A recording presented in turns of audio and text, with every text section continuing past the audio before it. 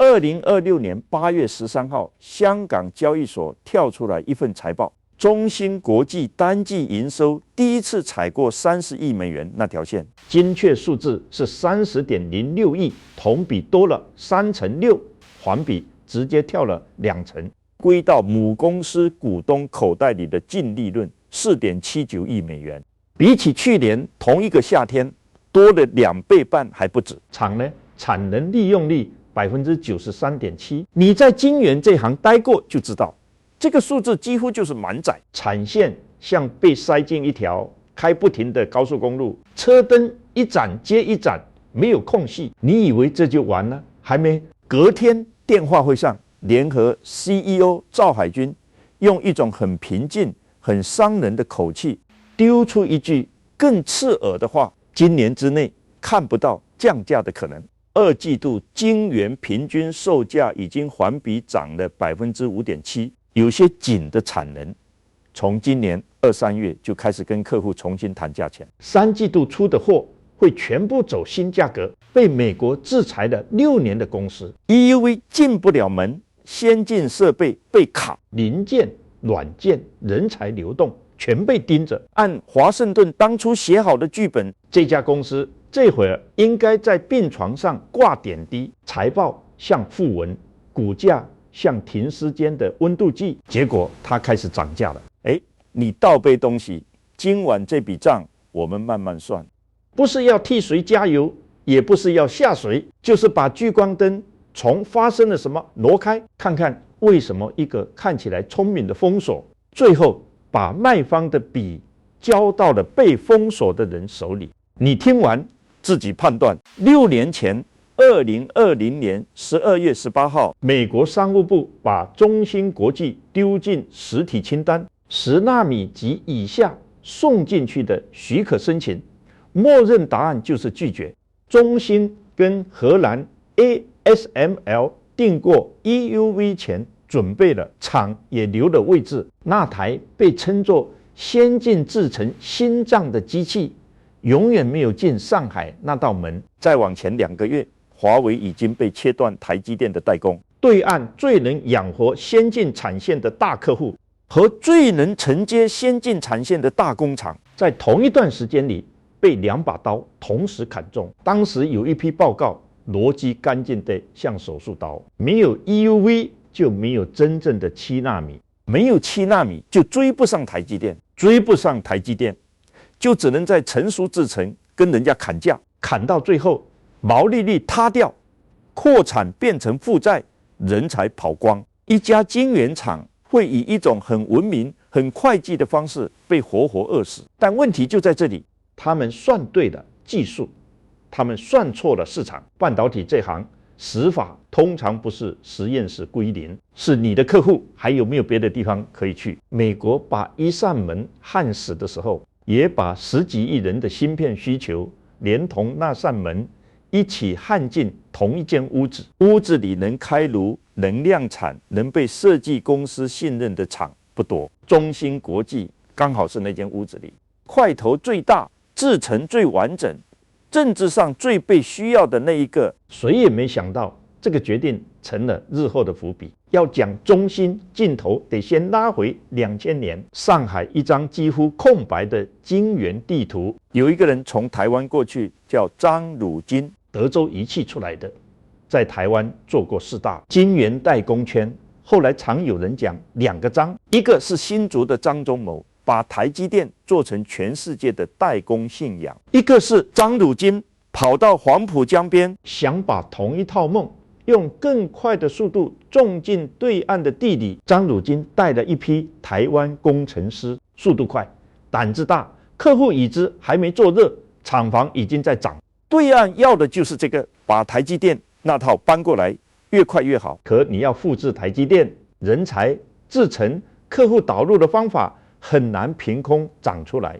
2003年，中芯还在亏钱，全年营收才3.6亿美元。台积电已经在加州法院等着他了，专利、营业秘密、不正当竞争，开口索赔10亿美元。那不是商业竞争的背景噪音，那是要他的命。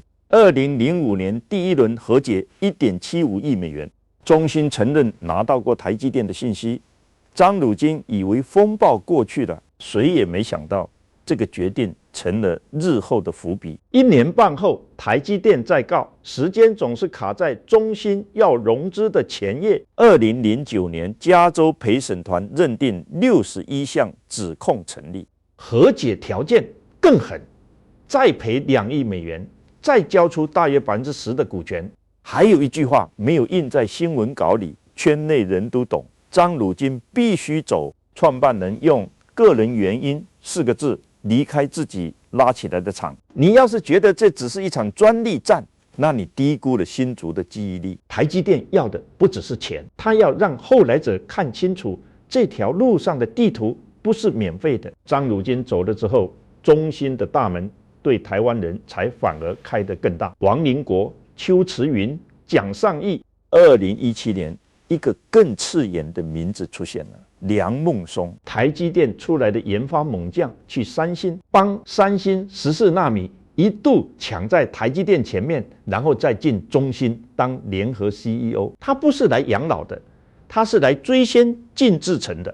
14纳米 N+1、N+2，对岸口头上不一定爱讲7纳米4个字，骨头里就是冲着那个节点去。这时候。一个关键人物的性格开始跟公司的命运拧在一起。梁孟松是工程师的傲气，夜里想的是怎么把线宽往下打；赵海军是经营者的算盘，白天盯的是价动率、折旧、客户打款。一个要追台积电的背影，一个要让产线先活先赚钱。董事会后来更想压成熟制程，因为订单稳，折旧好摊。账面产能好看，梁孟松坐不住，请辞、未留、内斗，新闻一篇接一篇。你在外面看像宫廷剧，在产线里面，那是2条路线在抢同一口粮。有限的设备，有限的工程师，有限的时间。2020年制裁落地，这2条路线被同一把刀砍在一起。先进制程的氧气被抽走，成熟制程。成了唯一还能大口呼吸的肺。梁孟松那种人会把这视为投降，赵海军那种人会把这视为活路。中芯后来走的是活路，活路走久了，有时候也会长成一种很肥、很会咬人的东西。2022年7月，加拿大拆解公司 Tech Insights 掰开一颗比特币矿机芯片，里面是中芯的7纳米，中芯自己没开香槟，外面先炸了。隔1年，2023年9月，华为 Mate 60 Pro 上市，麒麟9000S， 还是那家拆解公司，还是那套叙事，没有 EUV， 用 DUV 多重曝光，硬是把7纳米级的东西量产了。全世界评论区那天晚上刷同一句话：制裁失败了。讲真的。这句话只对了一半。Mate 60是一次政治级的演示，它证明路没被彻底堵死，它没有证明中芯已经变成台积电。没有 EUV 的7纳米，像用一把水果刀雕一座城，能雕，贵、慢、良率，折磨人，产能扩不上去。苹果、英伟达、AMD 不会把旗舰芯片送到这条产线，华为会，因为华为没得选。所以你看到一种很诡异的商业结构。中芯在先进制程上是被围起来的特种工厂，在成熟制程上，它慢慢长成了对岸最大的房东。特种工厂负责证明我们还在，房东负责收租。2026年夏天这份财报发光的不是特种工厂，是房东。中间那几年其实很难看。2021到2023，对岸砸钱扩产中芯的资本开支。1年比1年吓人。北京、上海、深圳、天津新厂像春笋，政府引导基金、地方招商大基金，钱从四面八方灌进来。当时的盘算很漂亮，既然先进设备买不到，就用规模把成熟制程做成护城河。既然外面不让你追3纳米，你就把28纳米、40纳米铺成海。谁也没把海会变成沼泽写进可行性报告。芯片周期一入冬，手机不给力，消费电子趴着，那些新产线就变成会吃钱的巨兽，毛利率往下掉的那几年，财报看起来就像一场停不下来的滑铁卢。很多人拍桌子，看吧，扩产是毒药，制裁是棺材盖，两头一夹，中芯完了。谁也没想到，这个决定成了日后的伏笔。因为下一波需求不是从手机里长出来的，是从机柜里长出来的。AI 这波浪潮，聚光灯永远打在台积电的3纳米、2纳米，打在 COS、打在英伟达那张绿得发黑的 GPU 上，中芯不在那个舞台中央。赵海军自己都讲得很清楚，他们不做那种 AI 主芯片，但问题就在这里，你打开一个 AI 机柜。72颗 GPU， 每一颗旁边是电源管理、供电芯片、冷却马达驱动、光模块、逻辑配套、BCD 工艺。赵海军丢过一个数字，我听完背脊有点凉。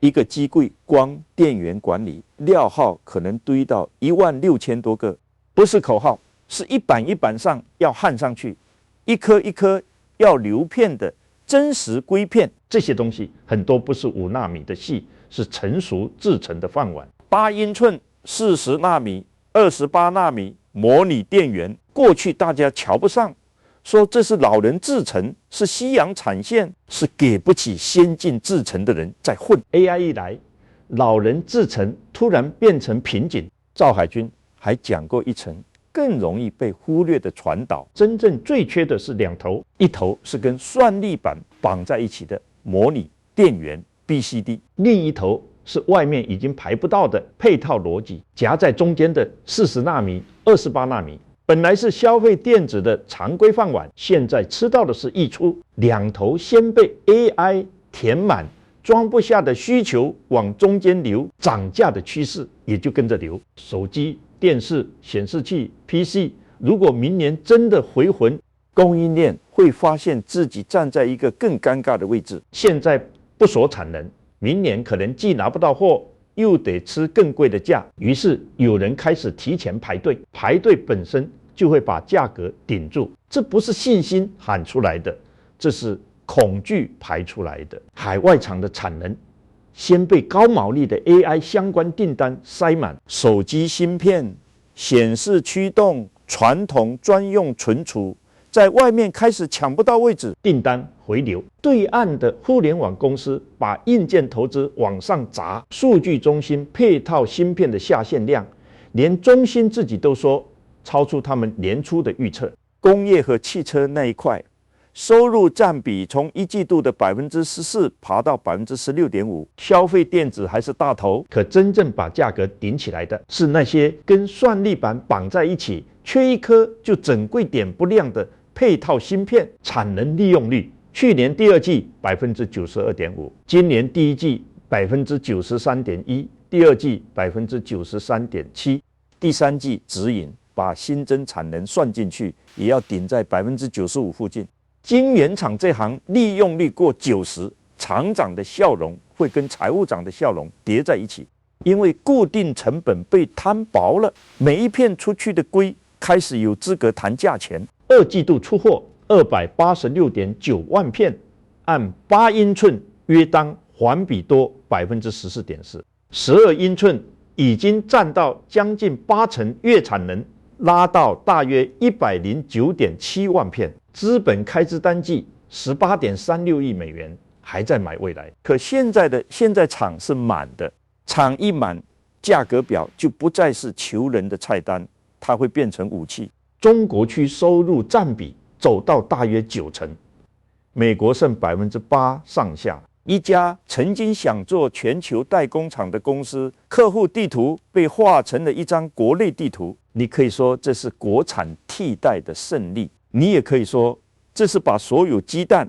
放进同一只被铁丝网围起来的篮子。涨价这件事，赵海军讲得很滑，没有发公告全线调价。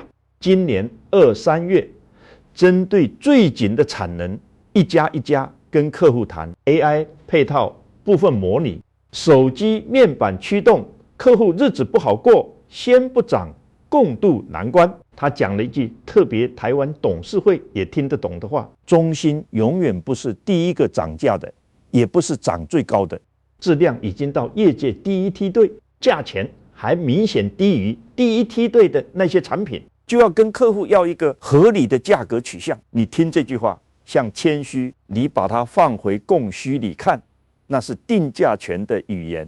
晶圆价格从下线那一刻算，二季度出的货有一批还是旧价格，甚至是去年第四季就下线的。所以你现在看到的毛利率25.3%，环比已经跳了5.2个百分点，同比也多了将近5个点，还不是完整涨价后的样子。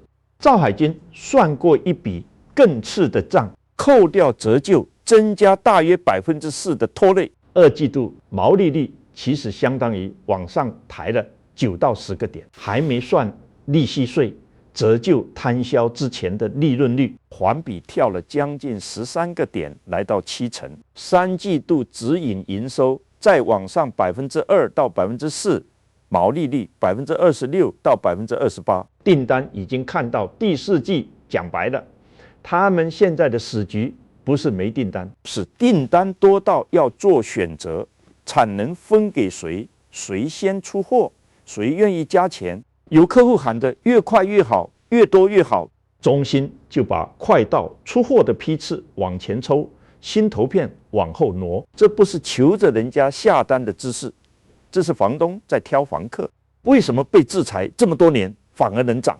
不是因为美国人突然心软，是因为制裁把竞争结构改了。过去中兴要全球抢单，价格只能往下跪。台积电、联电、革新、三星客户用脚投票，你制程落后、良率不稳、IP 和生态不完整，你就得用折扣买信任。那几年的低价是生存税，现在对岸能用的先进产能，外面不一定给，能给的成熟产能，外面不一定有空。政治风险、出口管制、交期、产能排队叠在一起，中兴不再需要成为最好的，它只需要成为还能做，而且就在境内的那个。当你的客户没得选，涨价就不是贪婪，是算术。短缺的时候，卖方会发现自己原来还有牙齿，但问题就在这里。这个看似聪明的闭环里面藏着4味毒药，当年那些正确决定没有一样真正消失，他们只是换了季节重新发芽。第一味药叫技术代差，没有 EUV， 中兴可以把7纳米级的东西抠出来给华为应急，抠不出台积电那种能养活苹果和英伟达的先进制程。世界被劈成2半，一半在追2纳米，追先进封装，追高带宽内存，一半再把28纳米、40纳米模拟和电源管理做成战略性的稻米。稻米能涨价，稻米不是芯片金字塔的塔尖，塔尖决定10年后谁定义计算，稻米决定今天谁还能开机。中兴这波财报很亮，亮的是稻米的价钱，别把它误读成塔尖的增幅。有人会说 DUV 多重曝光不是也能做7纳米吗？能，代价是曝光次数暴增，产线被同一道工序反复占用，良率窗口窄得像走钢丝。同样一台静默式光刻机，在台积电的先进节点上是工具，在中兴的7纳米上更像是被逼出来的替身。替身能演戏，替身演不了整季的主角。第二味药叫折旧，二季度资本开支18.36亿美元，环比又多了17.5%。产线还在开，新设备进门的那天，会计账上的折旧也进门。满载的时候，折旧被出货，稀释财报很好看。一旦 AI 配套这笔需求喘口气，一旦手机和显示驱动迟迟不回来，那些新厂房会从印钞机变成每月都要喂的巨兽。2022、2024年，他们已经演过一回，观众不该失忆。晶圆厂最残酷的地方就在这，你景气好的时候不敢不扩，因为客户会跑。你扩完之后，景气一翻脸，水泥和机台不会跟你一起翻脸，他们会按月来收保护费。赵海军现在有底气涨价，部分底气来自厂是满的，厂满不是上帝赐的永久天气，它是这一轮 AI 把成熟制成的氧气抽走之后，暂时出现的高压仓。第三味药叫客户结构，90%收入在境内，这是护城河，也是天花板。汇率、政策、补贴、国产替代的节奏，互联网公司资本开支的脾气，全部会直接打在同一张损益表上。全球代工厂最值钱的能力之一，是把不同地区的周期对冲掉。美国消费电子冬天的时候，或许还有别的市场在夏天。中芯把对冲交出去了，不是他想交，是门被焊上之后，对冲自然消失。你看2季度地区数字，美国、欧亚的金额也有增加，可增速远追不上中国区。地图越画越窄的公司定价权会变强，抗周期的骨头会变脆，两种特质会同时出现。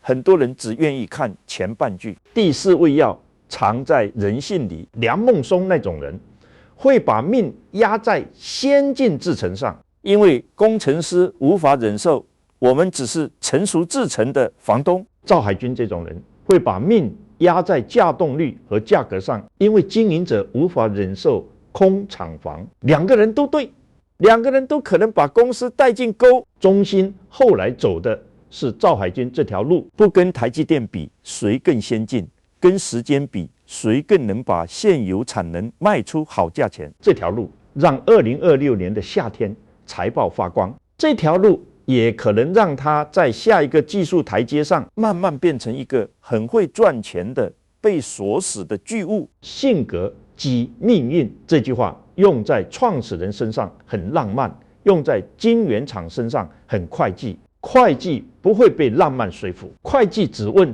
你的设备明年还能不能买到，你的客户有没有第二条产线可以逃，你的折旧会不会比你的涨价跑得更快。还有一个更冷的现实，中芯说自己不是第一个涨价的，也不是涨最高的，这话成立是因为联电、世界先进、革新这些成熟制程玩家在这一轮里也不是慈善机构。 AI 把海外成熟产能挤占之后，全球都在重新贴价签。中芯的特殊之处不在它敢涨，而在它的客户更难走。同样是涨价，台积电涨的是不可替代的先进制程红利，中芯涨的是不可出境的政治红利。两种红利都能进利润表，只有一种红利能让苹果把下一代手机交给你。你要是把两家公司的平均售价放在同一张桌上，差距会让人沉默。台积电卖的是世界上最贵的那一层硅，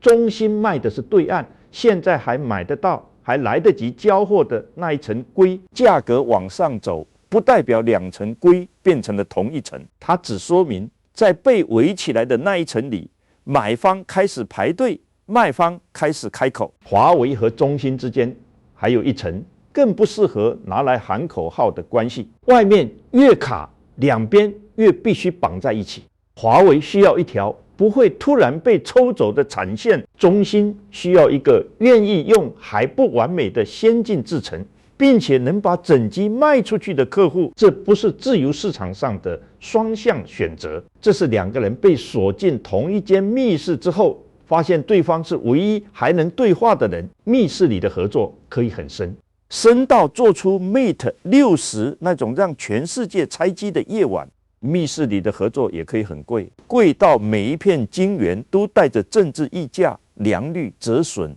和没有备胎4个字。涨价发生在这种关系里，意味就不一样了。它不是普通供应商对客户的加价，它更像是整条国产替代链条开始把6年被打折的成本一张一张贴回发票上。我在台湾看这件事，心情其实很复杂。中芯的第一口奶有台湾工程师的手温，后来的官司、挖角、和解、出走，全是两岸半导体最不想公开讨论，又天天都在发生的事。